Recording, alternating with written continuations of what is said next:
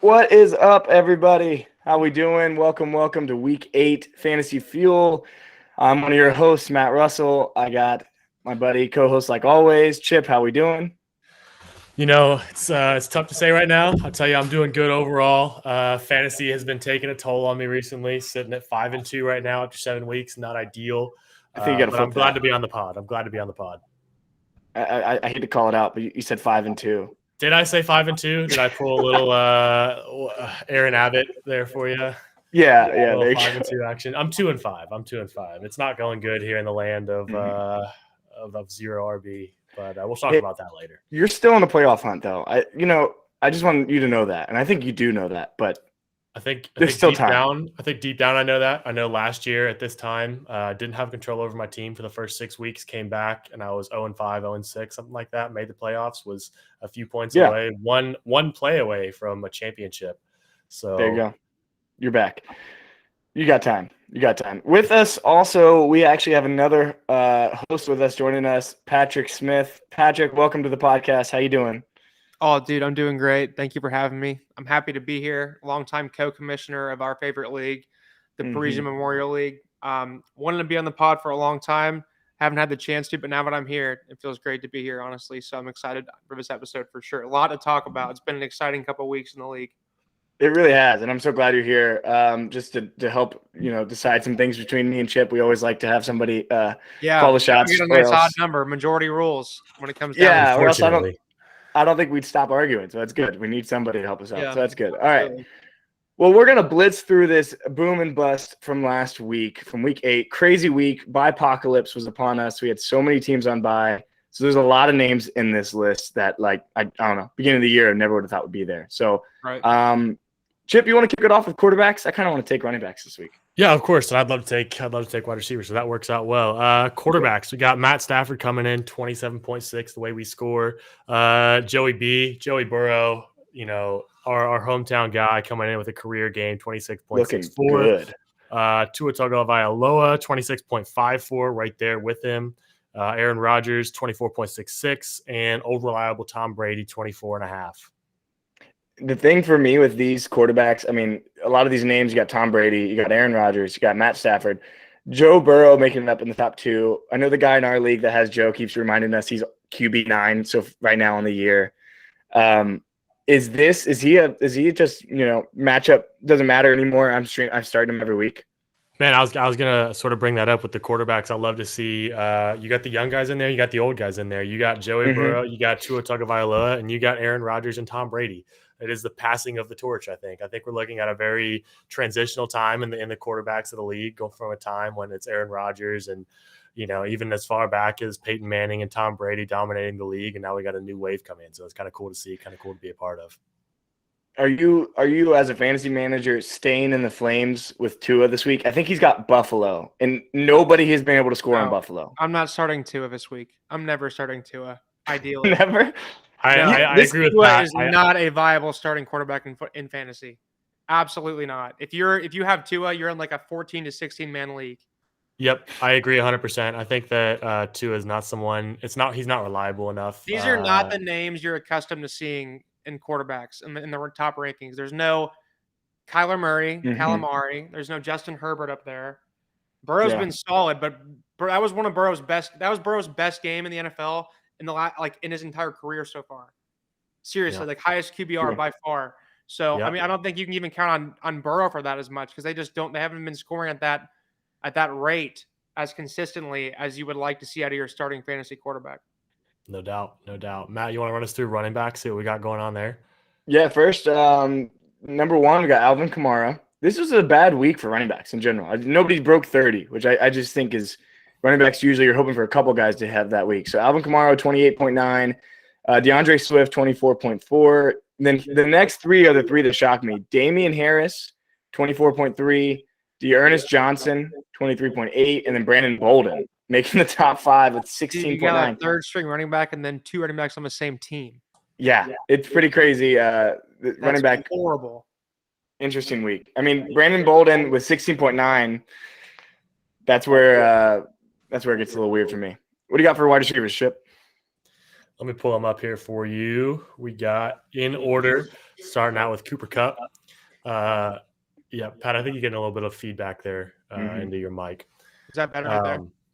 So we got Cooper Kupp at number 1. I think someone on this podcast, I'm not sure who, picked him to be wide receiver 1, dark horse after the year, looking good as of right now. We got Jamar Chase again, the hometown guy. Matt, did you see that 80-yard touchdown that he had? Oh yeah. Oh, it was gorgeous. Man, Pat, I know you were watching the game. Yeah, it was insane. Jamar's crazy. He is a legit talent. Jamar, who sold Jamar high. I still think he's going to come back to earth a little bit. I don't know how much at this point. I'm fully bought into him, and I think it's hard not to be now. But I still think it's smarter to sell a rookie high and get a better.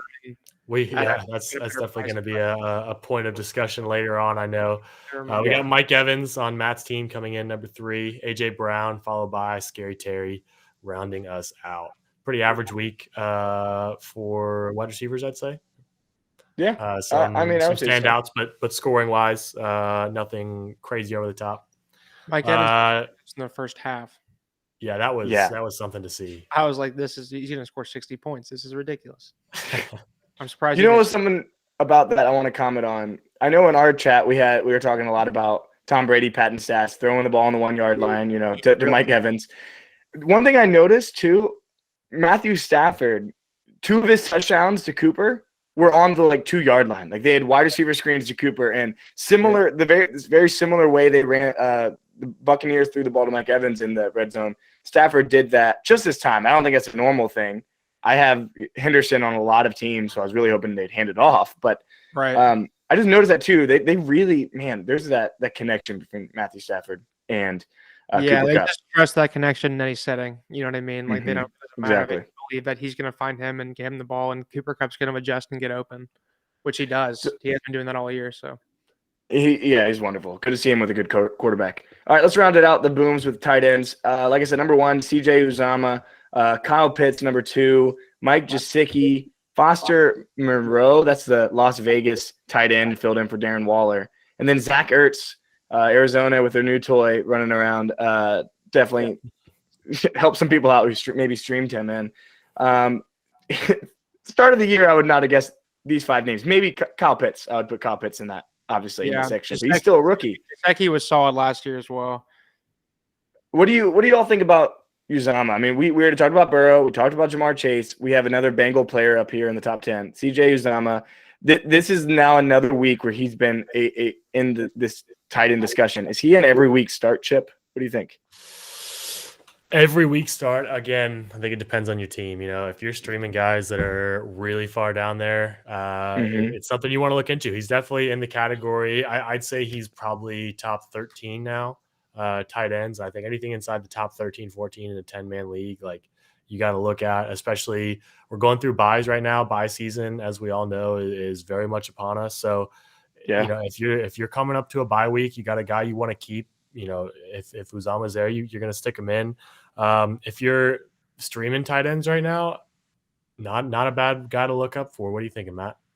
Well, I wanted to throw this question I agree with everything you're saying. I want to throw this. Sometimes, throwing a player versus player can give us a better idea. Pat, I'm going to throw this question to you because you used to have this guy.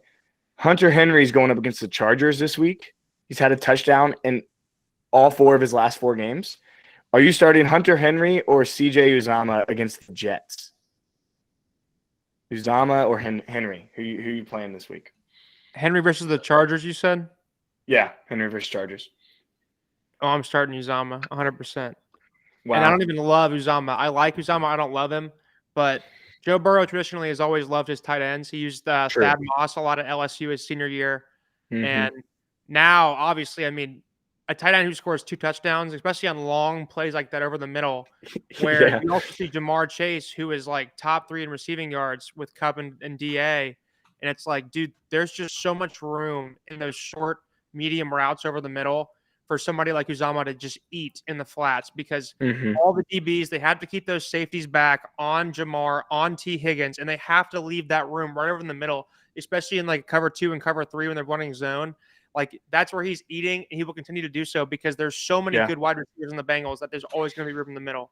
So, yeah, no doubt, no doubt. That's sort of what I was. I like that you said that. You look at an offense like Tampa Bay. You look at an offense like last year's Kansas City. Got teams that have elite weapons on the outside.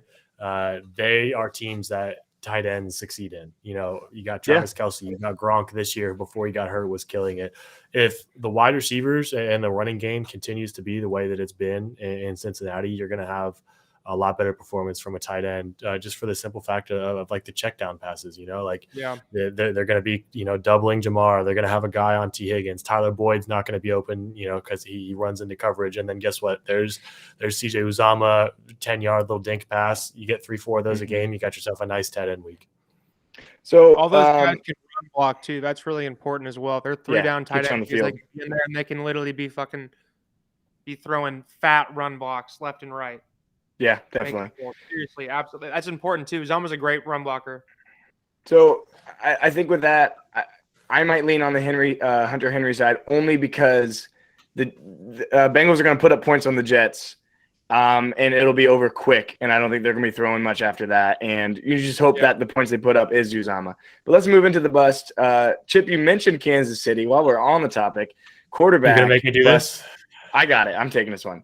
The bust of the week, the only one we got in the quarterback section is Patrick Mahomes. 7.76 points, like under 10 points. I don't know, other than injury, when he's ever scored less than 10 points in a game. He did exit the game early. So if you want to say an injury, he did exit the game. Is that because they're losing so much? It was possible concussion, third quarter. Okay. He did clear concussion protocol, but that's good.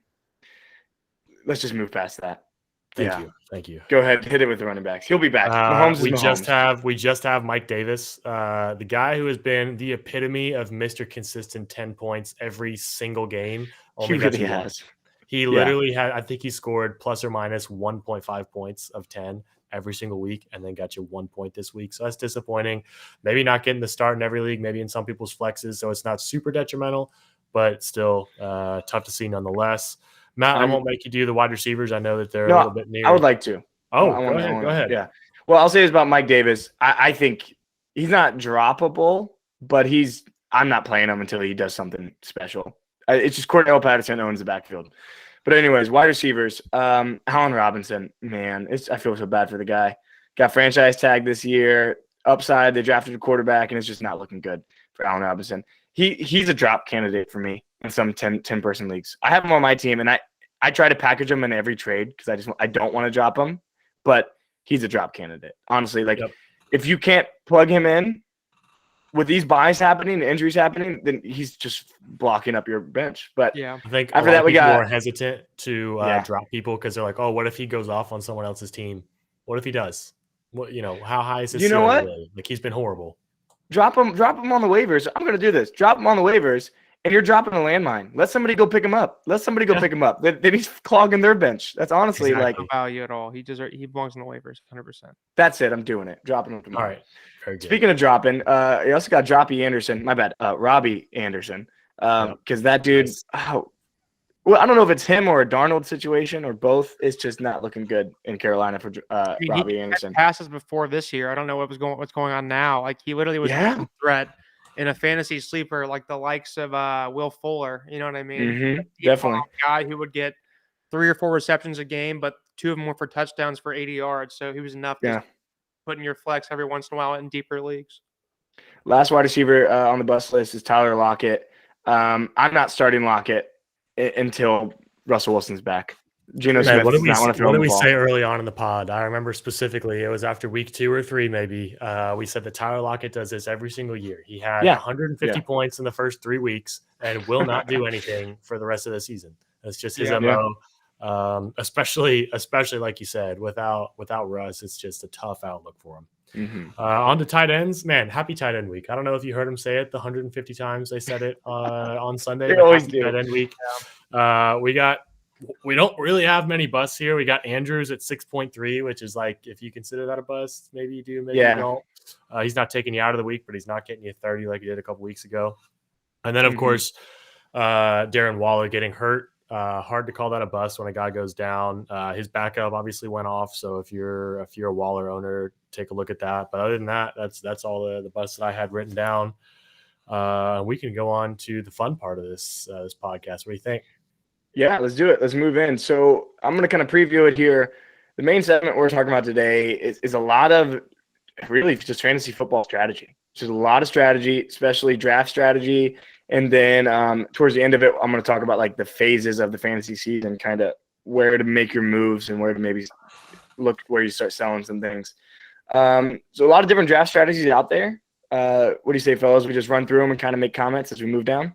Yeah. Go with it. So I'll kick it off. That's cool. Please. So my draft strategy, one thing I got in there, I like to go, and I think we can all agree to this. It is solely dependent on where you're at in the draft, where you're at, and if you're drafting in the front round, if you're at the back of the turn, if you're in the middle spots, your strategy can change for sure. You also got to know your league mates, who's in your league, and that's a big part of it as well. I'll save that part for you, Chip, because I know you feel that way about the 0 RB. Can't have more than one. Doesn't work. Anyways, I said I'd save it. What am I doing? So my favorite thing to go for, if I can, is getting RB strong. I love to have, 2 running backs and a flex. I'd like to flex a running back and to go 3 running backs. We have somebody in our league, Parker, in our league. He always leaves it with like the first 4 rounds with 3 running backs, I feel like. I think this year he got Kamara, Mixon, and Clyde. And like, so you'd like to have that 3 running backs. I love that too. My 3 running backs at the beginning of this year were Chubb, Jones, and Henderson. Henderson was kind of a later one, but he's turned out to be exactly what I wanted.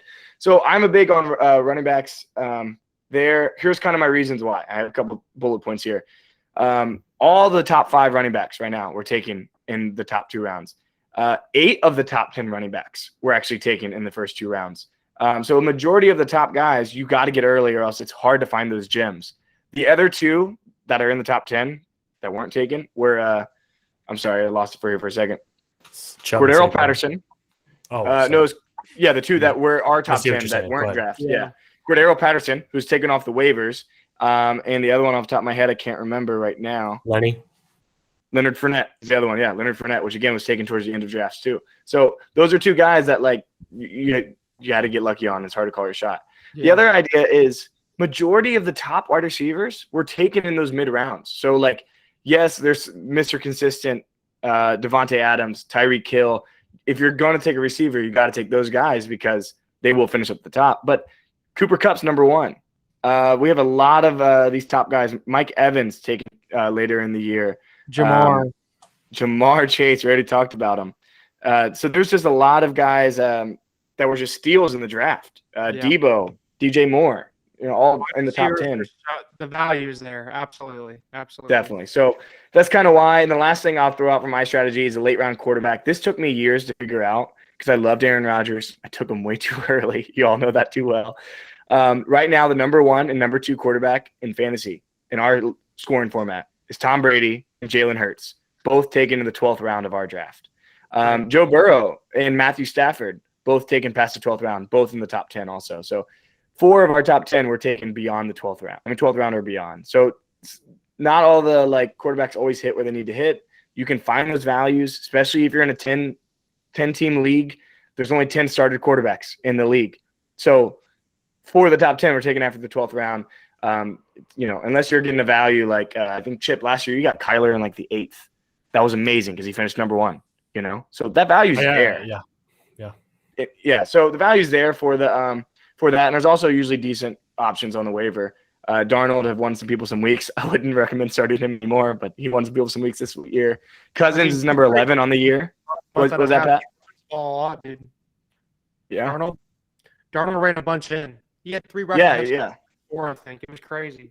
Running quarterbacks are the way to go too. I mean, with our current format, but that's kind of it for me. My main draft strategy, like I said, is try to come out of there strong with consistent players, matching boom and bust guys with consistent guys, late round QB, and just try to be patient. That's what I got. Man, I like it. I like what you got to say.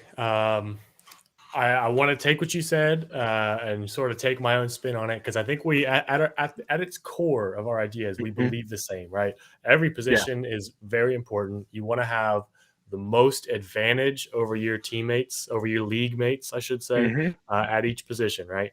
So in a league like ours, for example, I'm a zero RB guy. That's just the way that I roll, right? You know, some people like RBs, some people like tight ends. I'm a zero RB guy, big wide receiver fan. The way I see it is wide receivers have an incredibly high risk of being injured. You look at CMC, almost back-to-back years, hasn't played a game. You look at Chubb, he's out. Saquon, again, back-to-back years, a lot of injuries for him. And I know you said that a lot of the top guys, what was it, 8 of the 10 drafted are still in the top 10, something like that. And I think that's really important to recognize, but it's also important to recognize like where they stand. Like they are not in the same order that they got drafted. True. My approach to this draft this year was pile up on wide receivers, guys that I could start, feel comfortable about starting at wide receiver or flex. I currently have 4 guys, maybe even 5 right now, that I feel comfortable playing. And I have just personal anecdote. I have D-Hop, I have Scary Terry, I have Emmanuel Sanders, who is playing better than Stephon Diggs this year as far as fantasy points goes. I have Julio Jones, who I think is going to turn it around, and Jacoby Myers, who someday eventually may find the end zone, maybe not. It's too soon to tell. And then on my IR, I have Michael Thomas. So all guys that I truly feel like are going to have good years, especially second half of the year. And when I drafted them, I'm expecting good years from them.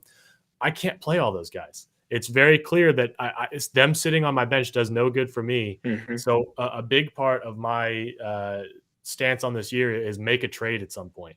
After the 1/3 mark, the halfway mark, look at guys, look at running backs that are, super, super well performing, guys that you think can win you your league. You're looking at their matchups that they have towards playoff time, and you're going to target them and go after them. For example, just last week, Matt and I made a pretty significant trade in our league. I gave up Kelsey and a couple bench pieces, one of his handcuffs and Latavius Murray, for Najee Harris, Emmanuel Sanders, and Tyler Higbee.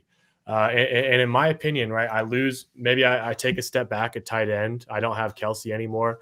But I have that guy that's every week going to get me 20 plus points in Najee. He's clearly the workhorse of that offense. Like Big Ben is sort of taking a bit of a decline. The offense really, he's getting all the looks that he wants. And so I feel a lot better having made that trade. Matt, do you want to say something about the trade? Yeah, I was going to come at you, voice of public opinion here, like what somebody might be yelling from the audience. Well, why don't you just, draft a Najee over Kelsey? Like, what would be the, contort to that? My rebuttal to that is who has been the number one wide receiver for who has been the number one tight end for 5 years running and currently on the path to getting number 6 right now. It's Travis Kelce. It's a guy that is going to have value no matter what. He's Travis Kelce. He's one of the best tight ends, that's played fantasy wise. He's super consistent. And so he's a big trading piece. Guys that have been consistent over the last couple of years are big trading pieces to get that guy, because, to have the foresight to see that Najee, who has taken like 205, I think in our league, is going to be a top 5 running back, or to have the foresight to see that CMC is going to get hurt, or Saquon's going to get hurt, or Dalvin's going to. You're saying just wait and see, and then get the secure thing. I'm saying ride the storm. You're going to weather out the beginning part of the season. You might not do the best, but you're going to make trades in the mid-season, and you're going to make a push towards the playoffs at the end. I see what you're saying. Is like, because if you draft, you got Kelsey early in the first, you drafted Najee there, you're calling your shot, and you better be right, or else, and it's easy to say looking back, Najee is the best, but you're calling your shot in the first round, high up on a Najee. But too early for Najee, I think, personally. And you didn't draft Kelsey to trade him, though. You drafted Kelsey to play him because you thought Kelsey would be better week to week than those running backs in the first round. Yeah, I will say that I drafted everyone on my team with the intent of playing them, knowing that they could be traded at any point. Right. Without a doubt. But I mean, you trading Kelsey and getting Najee almost kind of like makes me feel like you went back on your original strategy and said, I need a usage running back. I need a high usage running back who can be my guy. which now I think your team looks better than it did even before because you have Najee, who I think will be the best running back in the league, if not a top 3 back, honest to God, because he got 20 targets in 1 week, 20 targets, like 20 targets. That is crazy. That is I'll say this. crazy. Chip, this is the first time. So This is the first time I've heard you say this part, and I think this is a big piece to your argument. Is that like the idea that these running backs get injured and that you don't know if they're going to return value? You're basically saying like, yeah, I'd rather midway through the year get that guy that's now secured, because like had you drafted somebody else, they might have been injured.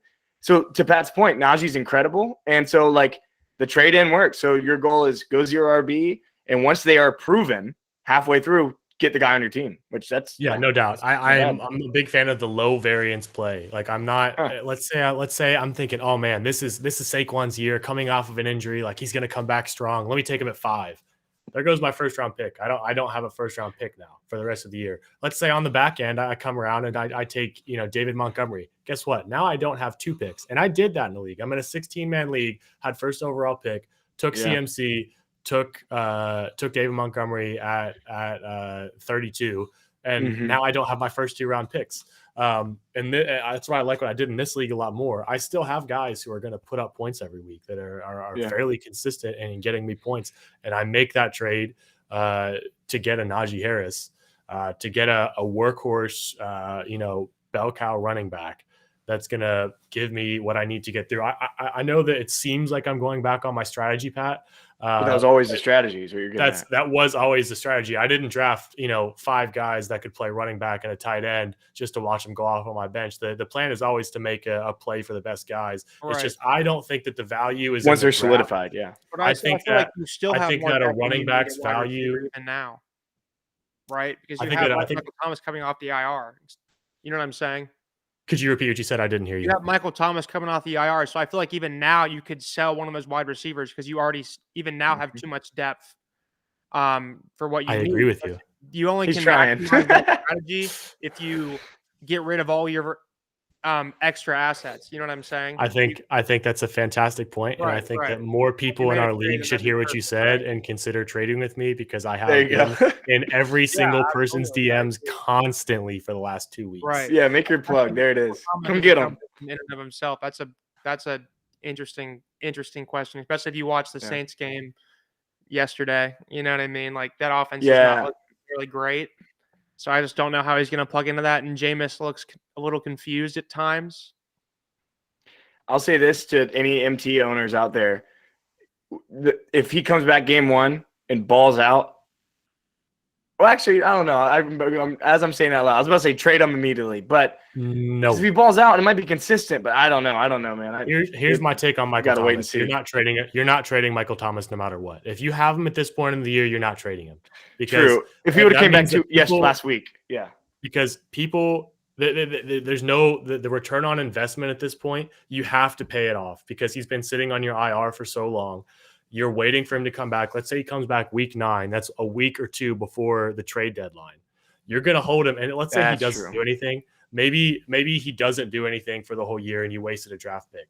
But at least you're keeping that value with the super incredibly high upside that comes with Michael Thomas. If you're trading him, you're trading him for a super low floor. And you're not going to get the value that you've put in while holding him and waiting for him. You want to see that upside pay off. If he doesn't, you're okay with it because you know that you are foregoing a much lower ceiling for Michael Thomas's wide receiver 1 upside. Yeah, you gotta watch it pan out at this point. All right, Pat, what do you got for us for some draft strategies? Draft strategy? Yeah, I would say comparatively to both of yours, I'm sort of in the middle or off to the side. I my first couple years of fantasy, I drafted receivers first. Actually, I was receivers like years 1 through 3, or rounds 1 through 3, and that was back during MT's prime. So my first couple years of fantasy, I always had Zeke and Michael Thomas back when they were both monsters. And for me, I drafted receivers in the first couple rounds of a lot of the leagues. And I think what I've realized in my time of fantasy is it's really just all about finding the most value. And I think to sum up my strategy, I would say in the bold right there, I have like draft reactively, don't draft proactively. Don't if you're mapping out your picks in advance, you're saying I'm going to get this guy first round, this guy coming back around, and so on and so forth.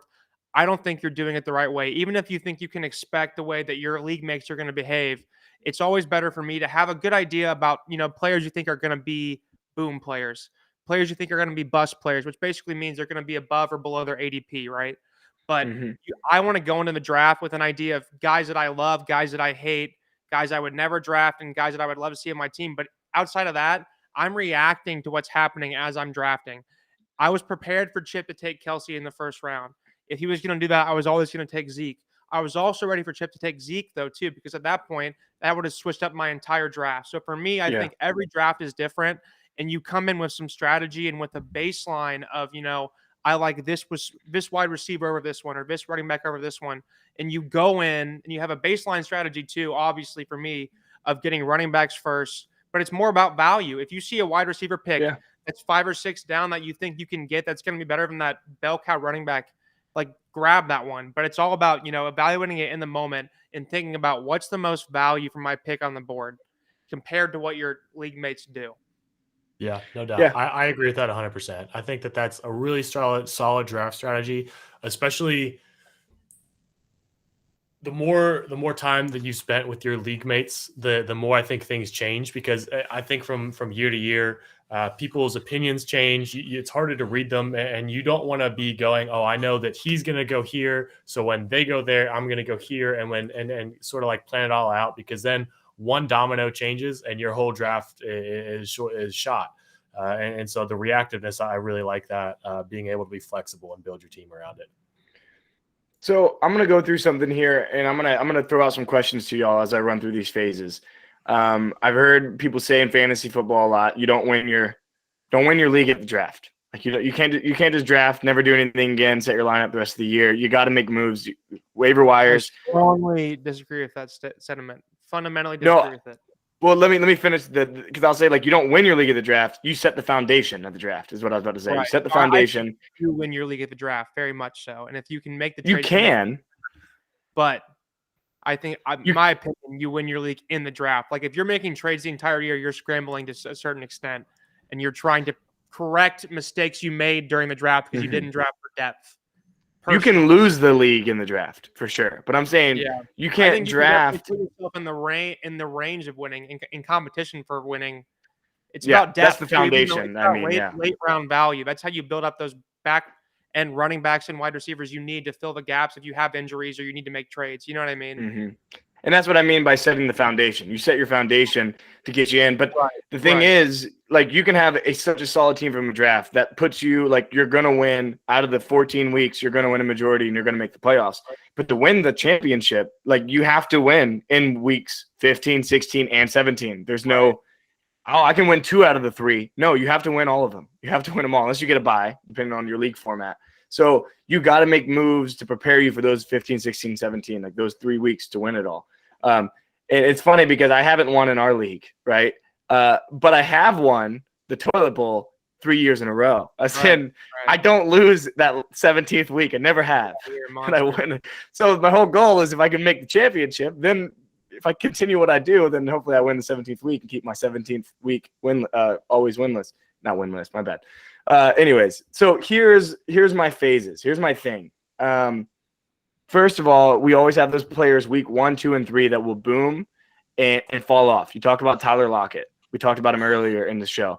If I ever draft Tyler Lockett and he has amazing weeks 1, 2, 3, I'm trading him week 3. I'm trading him. I mean, and it's easy to say, like, and hopefully you get a good value back. Here's my thing about some of these trade values that people forget. You trade Lockett and he continues to be great. But if you got equal piece back, that's also great. Then you didn't lose. You net 0. And that's the beauty of it. You don't have – sometimes you win a trade by netting 0 because you're taking the less risky piece. But so anyways, I like selling high on people. But this is the part I want to throw out some questions to y'all. Around this time right now in the season where we're at, I'm big on if you have especially solid running backs, packaging in some kind of trade to get your handcuff. There's nothing like I don't want you to make the playoffs and week 15 your starting running back goes down. Like you need the handcuffs at that point. You talked earlier, Pat, about depth, like in the draft. You need the depth to get your pieces. Well, But that's if a draft you, strategy too, is getting your handcuff in the late rounds and making that's sure you true. get that guy one or Yeah. two rounds prior to their ADP, just so you know that you're going to get them. You know what I mean? Very I true. got Yeah. So Pollard this year, but this is the first year I've done that, and I did that because I was so tired of watching Pollard run last year. yeah, I have to honestly, know when he's going to go, and I have to snag him around before then, which was great. yeah, Alexander Madison, dude, he's had massive. he's a weeks. must-have. Yeah, and it's like if you have Dalvin and you're not getting him in that round or two before he goes, you're crazy because he's going to be solid half the season because Dalvin's going to be out. Chuba Hubbard. Here's what Chuba Hubbard's a big one. Here's the question I want to ask, Chip. I'll throw this one to you. Like, how much do you look at weeks 15, 16, 17? And if so, like, what kind of moves are you trying to make for those? Whether it's a waiver wire pickup, whether it's a trade, I don't know. What are you looking at? I think it depends a lot on how your team's doing, where you're at. Definitely. Not that really deters you from taking guys that you think are going to be good in those weeks, but there's a difference between taking guys that have a great schedule and getting rid of guys who have a bad schedule, right? If you're in a spot, you're going to make the playoffs, you're sitting at 5-2, 6-1 at this point in the season, you have the playoffs locked up. You're looking to trade for, you probably have a good team to begin with. So you're looking to trade for guys, maybe even overpay a little bit for guys that might not be as great in the regular season, but are going to pay off when that playoff time comes around, because you have the ability to afford to give up a couple games. You can lose a couple more games in the regular season to get guys that have great matchups that are overall going to pay off when it comes to week 15, 16, 17. You don't want to be in week 17 playing a guy who's going up against a defense that hasn't allowed more than 150 rushing yards all year. Buffalo. Buffalo. You do not want to have guys that are playing Buffalo week 17 on your team. I don't know who they play off the top of my head, but that's not the kind of matchups you want. You want guys that are going against the Jets. You want guys that are going against teams who don't care, who are trying to lose. Maybe they want to get that better draft spot, so they're in a position where they're trying to lose. They're just overall better matchups for your players, knowing that you can afford to take a loss. Now, if on the opposite end, right, you don't want to be losing. You don't want to be losing in week 15, 16, 17. And if you are in a position where that your team is going to be in jeopardy come that time, maybe, I don't know, a lot of teams have like a toilet bowl. If you have a punishment coming for you, if you lose week 17, you got to make sure that you're not having these guys that have the bad matchups. And so getting rid of some of these guys, maybe selling them at a little bit of a discount, knowing that you're going to take a guy on who's going to have a better week 17, a better week 16, knowing that, it's going to pay off in the long run. You can't do anything to change your fate now, but you can solidify that you won't lose that week, like Matt has very well done. Yeah, no, last year I was 1-8, I think, like going into week 9. Very clear I'm not making the playoffs. And I traded for Nick Chubb. I remember this because Nick Chubb was playing the Jets week 17. Nick Chubb had 30 points in the toilet bowl, and I did not get last place. So it's something that you can look for. Now, in that case where you're just trying not to lose, you can make just like a sell-all. But if you're trying to win the championship, like you said earlier, you can't don't go crazy with this and sell everybody just because they play a bad matchup. Like, you got to trust your team. Patrick? Yeah, I should have been a little bit more clear there. I don't mean blow up your team I think you were. If you have a solid team, you want to keep your core, but maybe you have a running back that's maybe not your number one guy, maybe your RB2, maybe he's in your flex, he's got a bad matchup. Send him off for a better matchup is all I'm saying. Don't give up, Derrick Henry because he's not playing the best team just to go get someone else. Yeah. Patrick, you got something to weigh in on this. What you got? Yeah, no, I think I agree with both of you to a certain extent.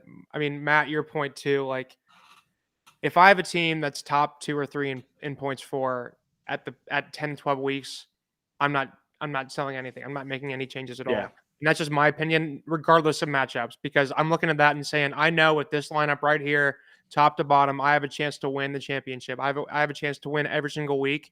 So I want to stick with my guys and I want to keep this going and see what we can do.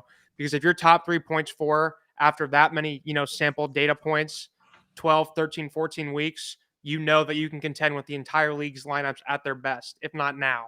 So I'm going to bring my guys into the playoffs and go from there. At that point, I'm not going to look. If it's earlier on, I think right around now is where you can be a lot more aggressive with trades. It's where you can sell rookies high, right? Where you can sell players who are having great starts to the season, but we know just from the trends of football forever that they probably will not always be, at that same rate. And you trade for guys who are going to be more consistent, have higher floors moving forward. Now's a great time to do that.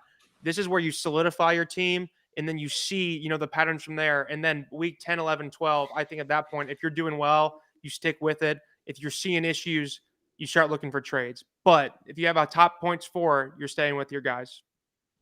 Yeah, the last thing I'll throw in about this playoff matchup, and then I have one more thing about the phases of the season before we move on to our flex segment. The one thing I do look at around week 13 or 14, I already know which defenses. If you play in a league with defenses, I look at those matchups for the playoff weeks, and I will roster 2, depending on my depth, 3 defenses. So I have best amazing defenses for weeks 15, 16, 17. So I load up on defenses going before the playoffs. I hate to say that because I might be playing both of you in the playoffs, and we might do the same thing. Maybe I'll have to grab them week 12. Who knows? But I would rather have that. I'd rather have those defenses there, because especially if you play in a defensive league and they can put up 20 points because, I don't know, the Buffalo's playing the Jets. They're in the same division, and one team's way better than the other. If you have that defense, or somehow Buffalo's not on the waiver, so I don't know why I'm saying that. It's some other team that's on the waiver that you could pick up. Here's the thing I want to throw to y'all about Chip. We talked about it before we got on the air a little bit.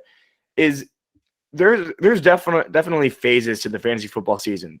Not even the best running backs are good all 17 games, and there's some that have streaks.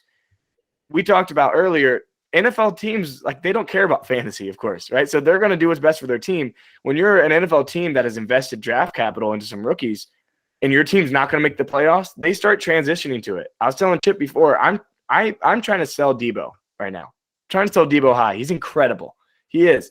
And he has been. Jimmy G loves him. I think Jimmy G is going to play one more game with him because they drafted Trey Lance. They're out of the playoff hunt. They're going to hand it over to Trey Lance. Trey Lance is like a Lamar Jackson, where he's an amazing running quarterback. And I think the passing pie goes down and Debo doesn't get the same looks. Sell him while you can, get something equal, because I don't think it continues. And I don't want Debo in my he has great matchups in the fantasy playoffs, and I hope he continues. But I'd rather, like I said, net zero right now, trade somebody equal value of Debo for something I know is going to be consistent. If Debo continues doing his thing, whatever, we got even on the trade. But if I can trade Debo and get something better, and then Debo falls off, I'll look like a genius. Right. So look at the teams, look at which ones are going to shift to the rookies, whether that's quarterbacks or running backs. Chip, can you think of anybody running back wise you would shift to, somebody you want to trade for maybe? Yeah, no doubt, man. I know that before I say the name, right, there was a graph that I saw before the year, maybe the first couple weeks, that shows the trend of points scored by veterans compared to rookie players, be it wide receivers or running backs. And the veterans, it's a straight line. They're very average throughout the year. They don't fluctuate too much. Yeah.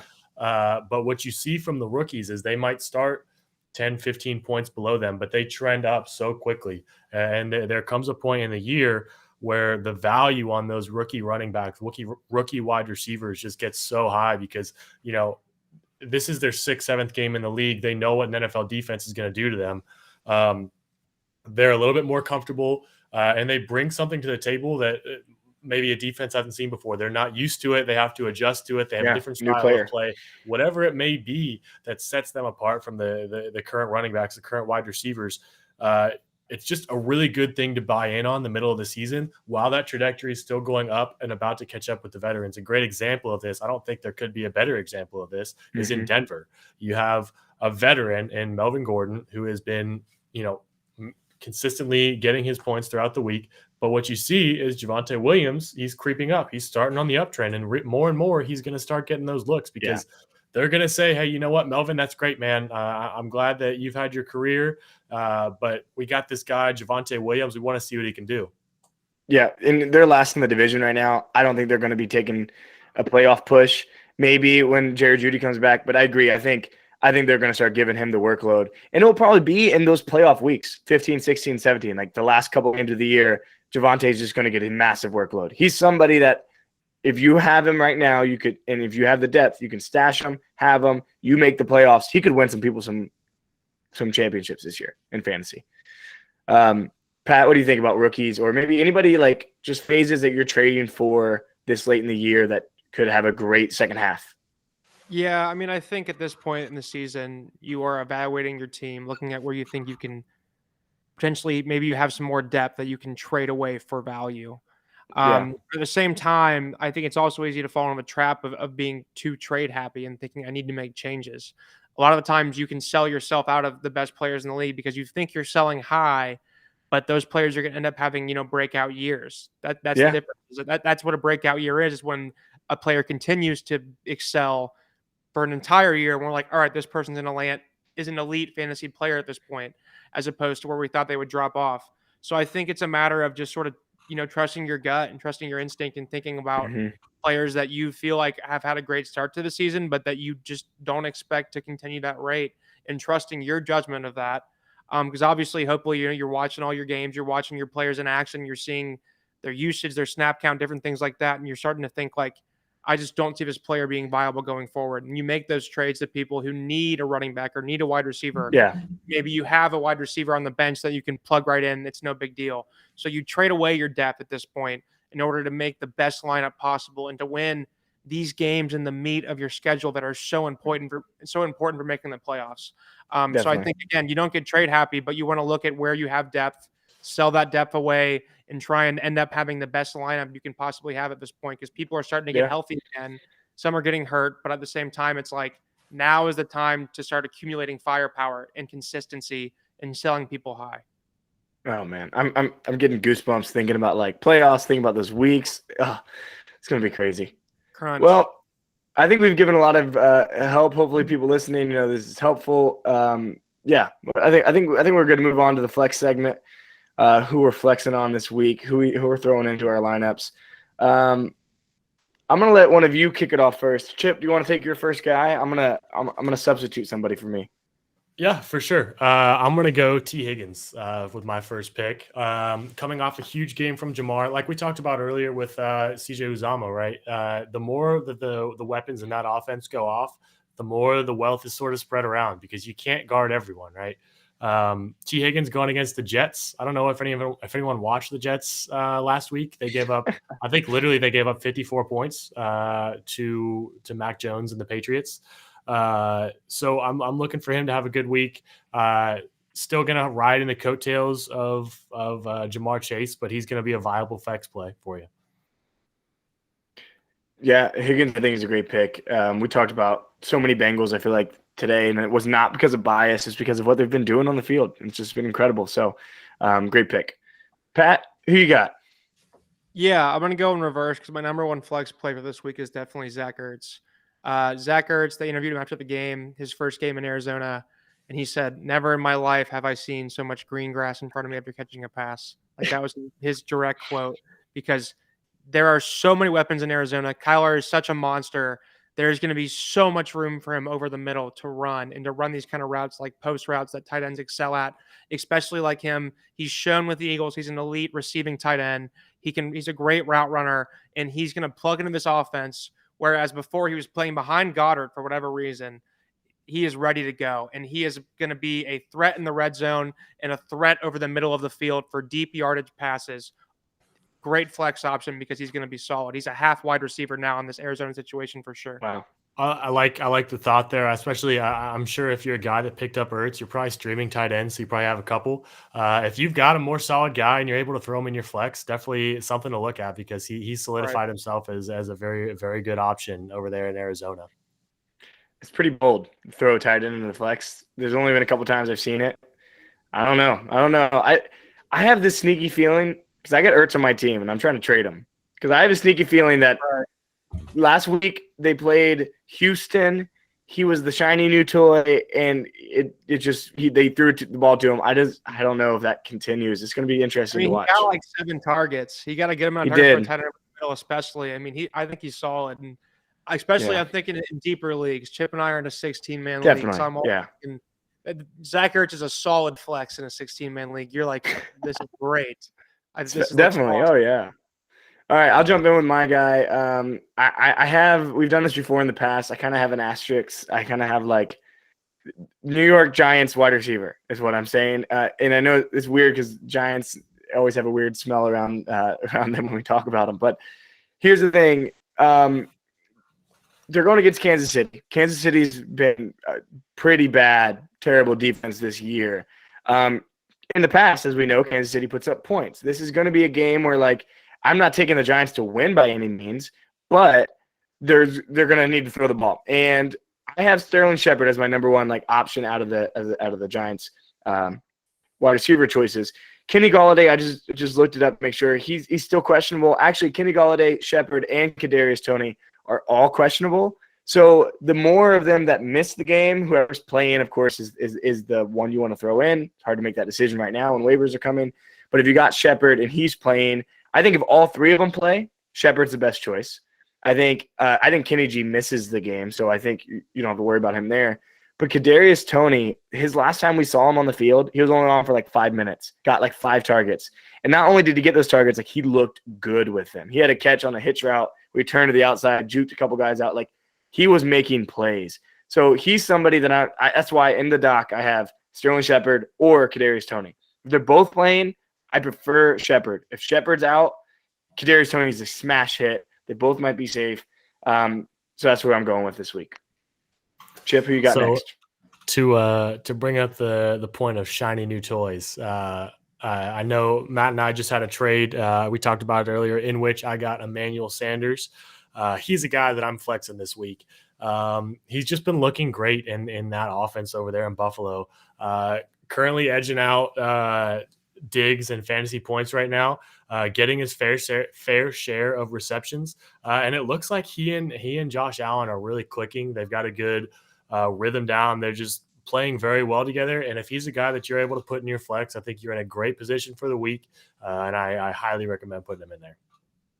Yeah, I agree with that. I think my second flex there is similar to him too. Michael Pittman Jr. He's sort of like that perceived secondary wide receiver that's not necessarily that guy. He's been getting 7, 8 more targets a game, and he's Carson Wentz's deep field threat, which Wentz is getting super established now with Frank Wright in Indianapolis. He looks great, looks like MVP Carson Wentz. He's throwing the ball, he's spreading it around. He has no preference in terms of those wide receivers. So Pittman is always a threat to score a touchdown, and he is that deep field threat similar to that Will Fuller or Will Anderson type of guy that you can put in that flex if you need that guy who maybe can catch that home run pass that wins you the week. So that's why he's my second option there. I also love the Colts this week against the Titans. I think it's going to be a lot of points on the board for that one. Titans have been scoring. The Colts have been scoring too. So I see a lot of bombs being dropped there. That's why I love Pittman this week.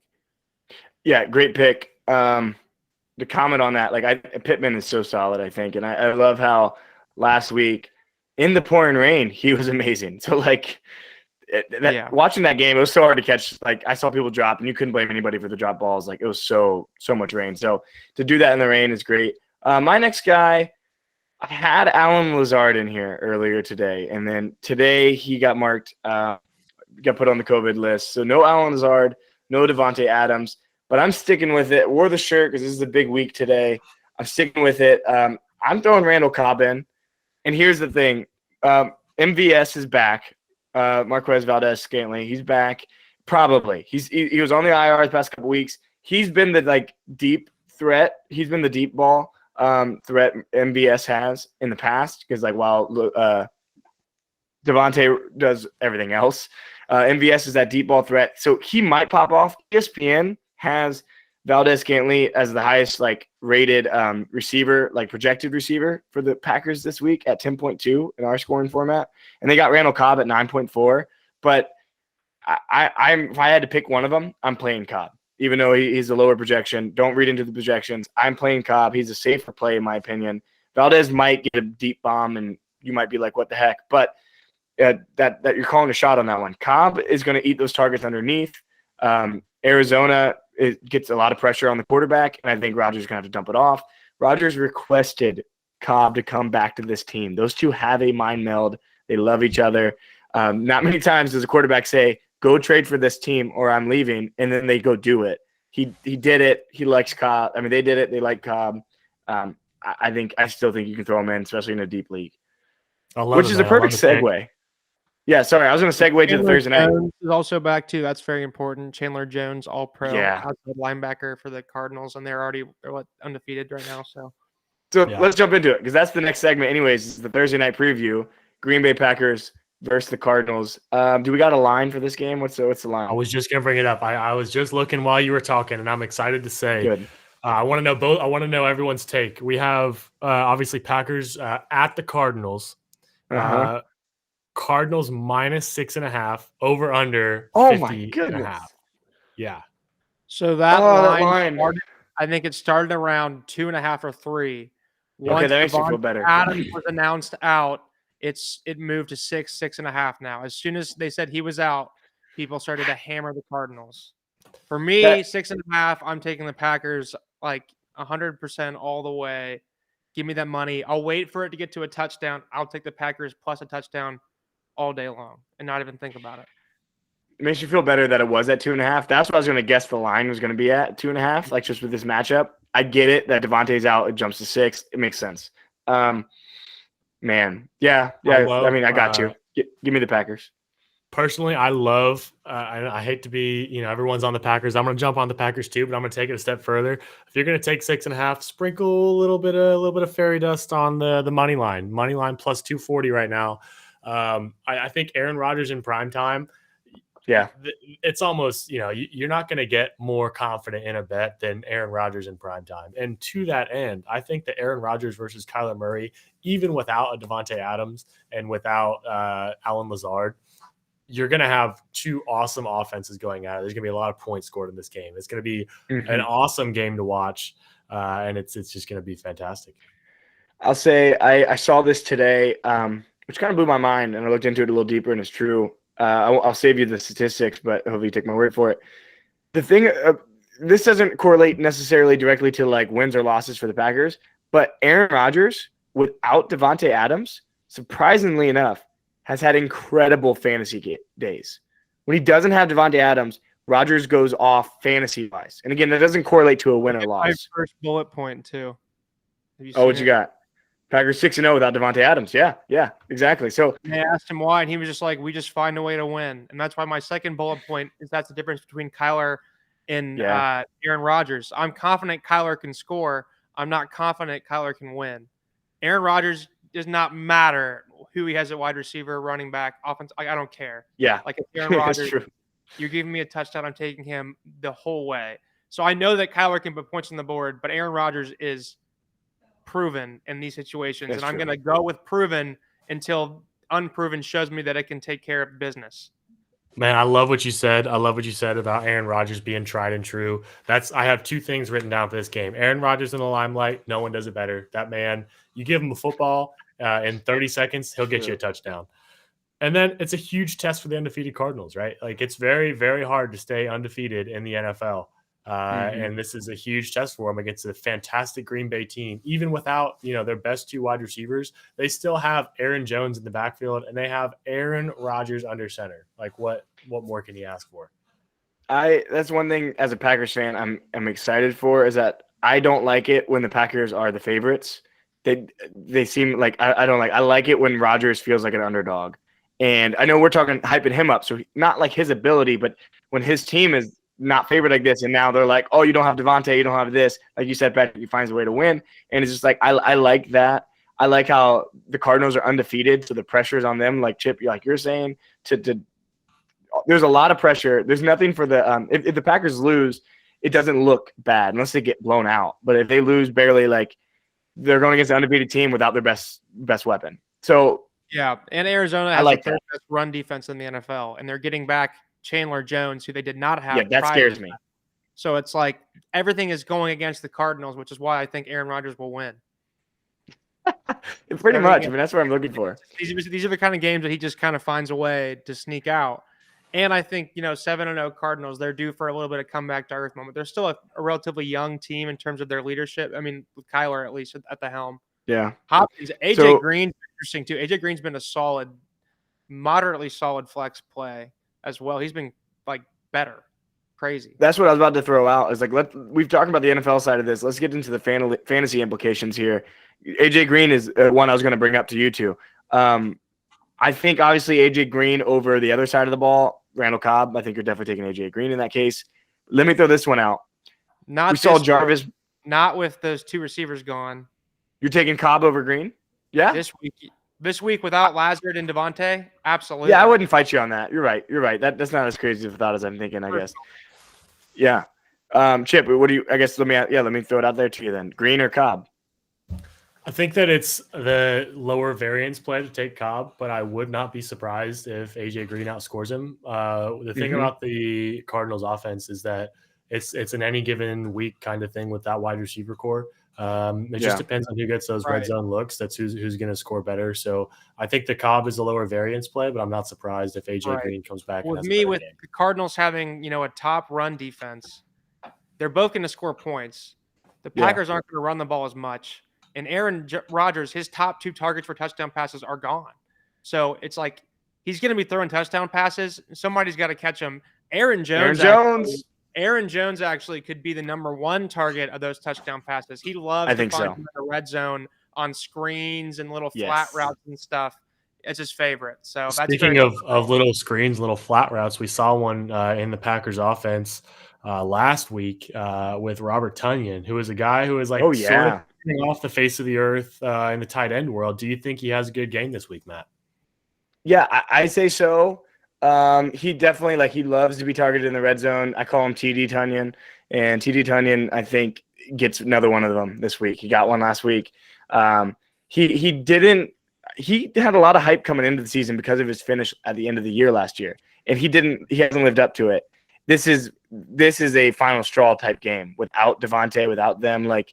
I don't know. I don't know if that forces him to be maybe targeted by the defense more because they don't have those other options that they can focus on Tonyan in the red zone, so they might shut him down. But I feel good to play him. I'll throw this out there. I love throwing it in the game situations. I'll throw this question to both of you: Tonyan or Ertz?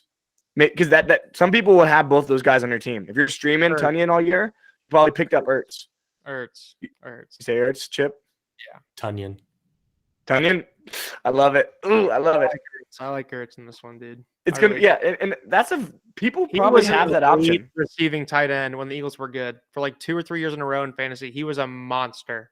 Yeah, but out with the old, in with the new. I don't know. He came back from injury and Goddard took over a little bit. Yeah. Dude, no, I'm taking. I think Aaron Jones will have a big game, like Cobb too. Tonyan, we'll see. Tonyan will be solid, but I would take Ertz if I had to. Gun to my head. So I think with your example, Pat, I mean, he might have the history, but like we talked about with Green and Cobb earlier, you got all these other guys on the Cardinals, so many more pass catchers. There's not many options on the Packers, so this might be the chance where you take them. So rest of the season, give me Ertz. This one game, it's tough. One other one I'll throw out. We're talking about AJ Green. AJ Green or Jarvis Landry. Jarvis Landry made his comeback last week, first week back. No Baker in the backfield. He's hurt again. Landry is? I didn't see that.